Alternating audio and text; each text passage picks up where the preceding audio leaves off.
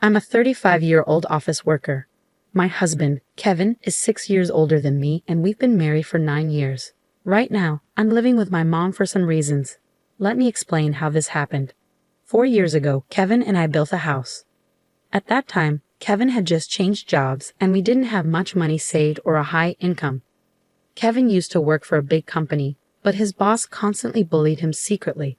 This caused Kevin to have trouble sleeping and eventually he couldn't go to work anymore.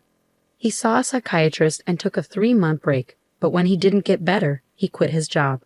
After that, we lived on just my salary. Kevin didn't work for 3 months, but slowly started to feel better. He began eating and sleeping well again, and his psychiatrist was happy with his quick recovery. My cheerful, loving Kevin was back. He then started looking for a new job. His experience at the big company helped, but finding a job was hard because he left his last job due to mental health issues. During this time, we found a small company that needed Kevin. The salary was about 3/4 of what he used to make, but he was happy to be working again. He said it was much better than being without a job, which made me happy. This job was also in a field he wanted to work in. We wanted to have children, but it was clear that life would be tough if I stopped working. So I continued working. I also loved my job, and we decided not to have children at that time. Our life was peaceful until my mother, Sarah, was paralyzed in a car accident and needed a wheelchair to get around. My dad had passed away when I was in middle school, and Sarah had been living alone since then. Our family home was old and not suitable for a wheelchair, with many steps. Kevin then said, "I'm worried. Let's live together." Sarah and I were surprised, but I appreciated Kevin's unexpected kindness. Since Kevin had just changed jobs, we were unsure about the future, but we decided to apply for a mortgage. As we expected, it was tough to get a loan because Kevin hadn't been at his job for long. However, we were determined and didn't give up. After trying with several mortgage companies, we finally found one that worked with us and approved our loan. We bought our dream home, which I had always imagined, filled with the smell of wood, thick wooden beams on the ceiling, custom storage spaces, a kitchen tailored for my height, and spacious cypress flooring. Importantly, it was a single-story, barrier-free house, perfect for living comfortably in a wheelchair. We were excited as our house was being built and visited the construction site every day. When our carefully designed home was finished, it had a large yard where my mom, who now rarely went outside, could enjoy sunbathing. However, there was a catch with the land. It was given to us by Kevin's grandfather, who adored Kevin. Kevin's family wasn't wealthy, but when his grandfather was diagnosed with cancer, he started to distribute his assets, giving us the largest plot of land. It felt like winning the lottery, but the land was just a 10-minute walk from Kevin's family home. When we told them my mother would be moving in with us, Kevin's sister laughed and said, "Why is your mother moving in too? How shameless is your family?" Kevin's mother told me that marrying someone different like me would bring trouble. She also harshly said it was terrible for her son to have to care for an old person and called me a curse. Even then, Kevin stood up for my mother and me. He said the land was a gift from his grandfather, and no one should complain. Kevin's mother and sister are really mean. It's amazing that Kevin, who is so kind, comes from that family. He's like a beautiful flower that grew out of mud. Kevin always says his family shows him how not to be. Kevin thinks his grandfather gave us the land because he wanted us to take care of his mother in her old age. He also gave other properties away. Kevin's sister got a parking lot that's a 10-minute walk from their home. It's smaller than our land but makes good money from parking fees. Honestly, I would have preferred that, but a gift is still a gift, and we are thankful. Thanks to my grandfather-in-law, we could build our house without paying for the land and used it to help get a loan. When the house was finished, we invited Kevin's mother and his sister's family over. The builders told us they had visited the house several times without asking us. They showed up late without apologizing and said, "This is kind of like Grandpa's house, so it's like our house too." Kevin's sister came in with muddy shoes and said the house smelled nice and didn't need air fresheners.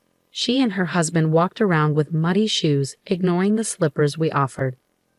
When I suggested they use slippers, she laughed and said it was too much trouble and that we could just clean the floor.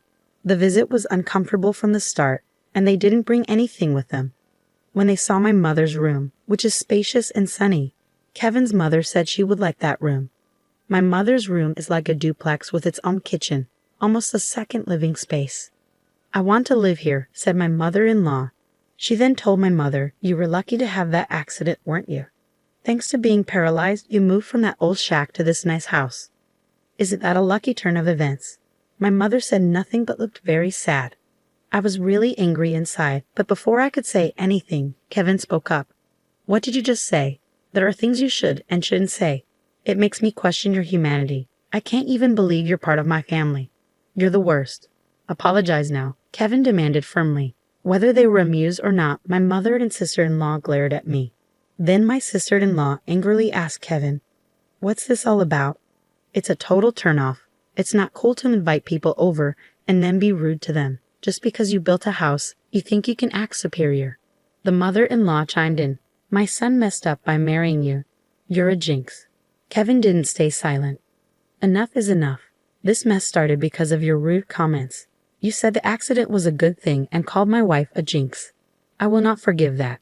The mother and sister-in-law looked frustrated by Kevin's strong response. Then my mother, who had been watching everything, said with regret, "It's okay. I am here because of the accident, and it's true I moved from a rundown house to this beautiful one. Your son has always been kind to me. Thank you." Perhaps feeling guilty, the mother and sister-in-law left, giving me a nasty look. My mother then apologized to Kevin. "I'm sorry if I upset your mother and sister. I'm sorry for ruining the mood at our housewarming party." Kevin responded, "No, I should be the one apologizing. It's embarrassing how they lack decency. I'm really sorry, but I am happy to be living with you. Please understand that." With that, my mother started to tear up. Since we live near Kevin's parents' house, the neighbors all know us well. They've known Kevin since he was a child and are very kind to us. 4 months have passed since that day. We were finally settling into our new home, and my mother started to smile more when I received an unexpected call from home while I was at work. We rarely get calls from home, so it surprised me. My bad feeling was right. My mom, sounding very upset, called to tell me something awful. Kevin had collapsed at work. I was shocked and spoke to my boss right away, then rushed to the hospital. On the way, I tried to stay calm by imagining that Kevin would be okay when I got there, joking around like always. But when I arrived, it was a shock to see him with so many tubes attached to him. We had planned to go to a movie that weekend. The doctor told me Kevin was in critical condition and might not wake up. I felt like I was in a movie. I couldn't even cry. Despite my prayers, Kevin passed away at the hospital. My shock continued as my mother and sister-in-law arrived when they heard Kevin had died. My sister-in-law accused me harshly, asking if I had poisoned him or if I was after his life insurance. My mother-in-law also blamed me, saying bad things always happen around me and calling me a jinx. I was too sad to respond. Then my own mother arrived in a care driver's taxi, crying over Kevin's death, which finally made me cry too. We both sobbed loudly. My mother-in-law rudely told us to stop the fake crying. She said Kevin had changed because of me and that she didn't want to see us ever again. Then she left the hospital. A funeral director came to organize Kevin's funeral, and we went to the funeral home. Kevin had died from a brain hemorrhage, which was hard to believe since he was fine that morning. When I told my mother-in-law the funeral plans, she coldly said she wouldn't come because Kevin always sided with my mother and me. She said her daughter wouldn't come either. Many of Kevin's coworkers and friends came to the viewing, but neither my mother-in-law nor my sister-in-law and her husband were there. Many attended the funeral, and it was clear that Kevin was deeply loved. Many people cried for him. It was hard, but maybe this is just the kind of people his family were. I was happy to spend the whole day with those who truly missed my husband. After Kevin's death, I got an email from my mother-in-law, but it was inappropriate, so I didn't reply. She was asking about the life insurance money and kept emailing because I didn't respond. Eventually, she claimed she had a right to it. I chose to ignore it because I wasn't ready to deal with that. When we got home, I noticed a light on inside, which was odd. My mother, Sarah, was confused and thought we had turned off all the lights. I figured maybe I forgot because I was so upset. I told her it was understandable given the situation, and I unlocked the door. When we entered, we could hear the TV, which was very strange. Inside, we found my sister-in-law and her husband sitting there. I was so shocked I couldn't even speak. The living room was full of unfamiliar furniture and boxes. We had no idea what was happening. My sister-in-law said, "Why did you just barge in here?" "Well, it's your first time, so I'll let it slide. We're taking this house. "We sold your stuff, so leave." My mother and I were completely shocked. I asked where our furniture and belongings had gone, and she casually said a resale company came and took everything, claiming we had good furniture and they got a good price for it. They bought new furniture with that money, saying, "Who wants furniture that a dead person used? It's bad luck." She added that she cared about such things and our stuff was packed in boxes. She even remarked that we must be minimalists or just poor because we had so few things. The furniture was carefully chosen by my husband and me. I couldn't forgive them for this.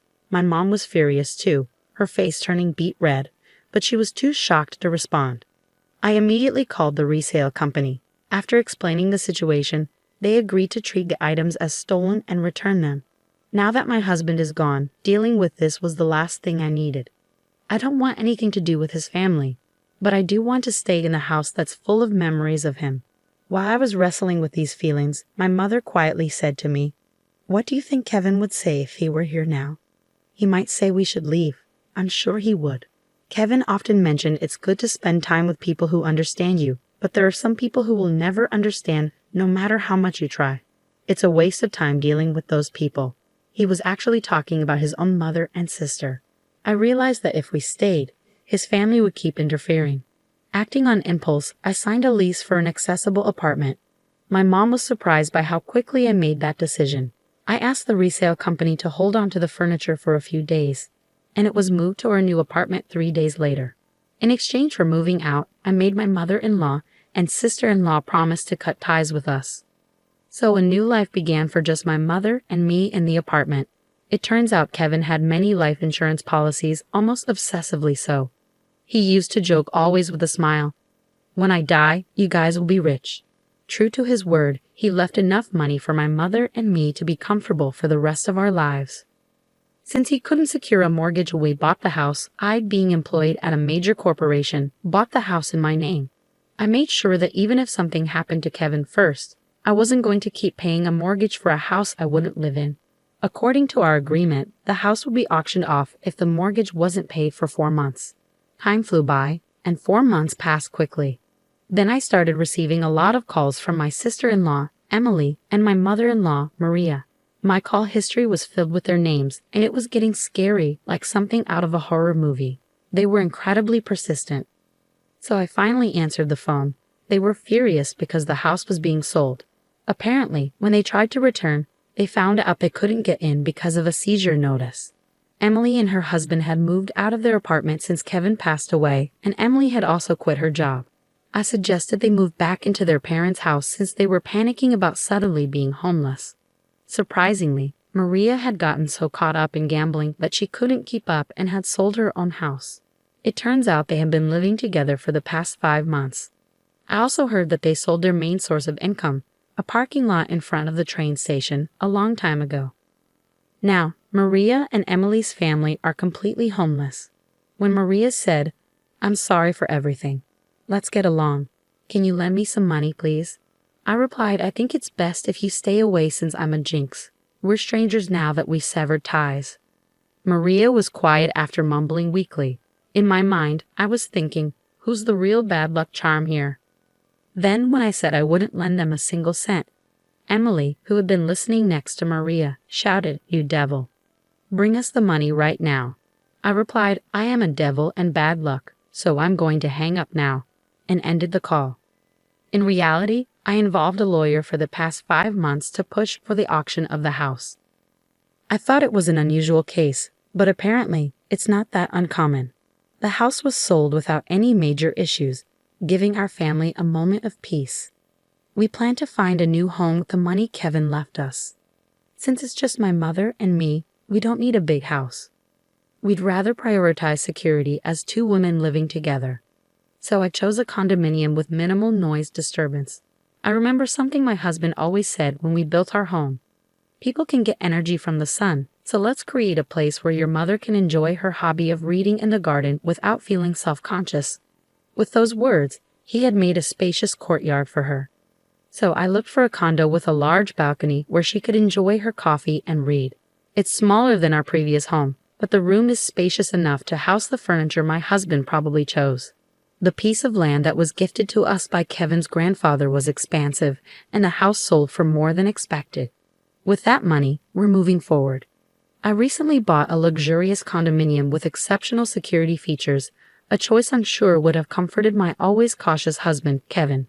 The peace of mind that comes from living in such a secure place is invaluable, especially after the tumultuous experiences with my in-laws. Life has taken a dramatic turn since Kevin passed away. Amidst my grief, I've been dealing with the fallout from his family's actions, which frankly has been draining. Following the auction of the house, Kevin's mother, Maria, and his sister found themselves without a place to live. Despite their desperate attempts, including trying to borrow money from neighbors, they couldn't secure any financial assistance and ended up in public housing. Living in public housing, they continued their old habits, causing disturbances that have started to concern the community. For instance, they recently had a barbecue on their small balcony, an act that left many locals in disbelief given the limited space and safety concerns. Such thoughtlessness seems typical of them and reflects the disregard they've always shown for others' comfort. Moreover, their financial difficulties appear to have led to frequent loud arguments that disrupt the nightly peace, an auditory testament to their ongoing strife. My sister-in-law's husband has since left, leaving just her and Maria to fend for themselves. Their situation is a stark contrast to the quiet, stable life I now lead with my mother.